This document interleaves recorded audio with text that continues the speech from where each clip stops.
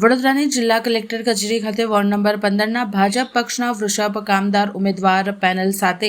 પોતાના ટેકેદાર સાથે પોતાના ઉમેદવારી ફોર્મ ચૂંટણી અધિકારીને સબમિટ કર્યો। અમે વોર્ડ નંબર 15માંથી આજે ચારેય ઉમેદવારો હું વૃષભ કામદાર,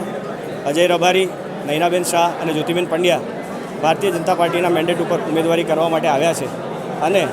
એક એવા સંકલ્પ સાથે આવ્યા છે કે વોર્ડ નંબર 15 ભારતીય જનતા પાર્ટીનો ગઢ રહ્યો છે અને જ્યારે ચૂંટણી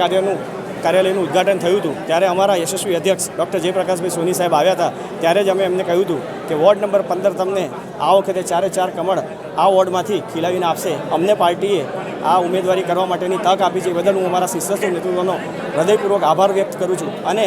એમને એક વચન આપું છું કે વોર્ડ નંબર 15 પહેલે દિવસથી મક્કમ હતો અને ચૂંટણી પછી પણ મક્કમ જ રહેશે।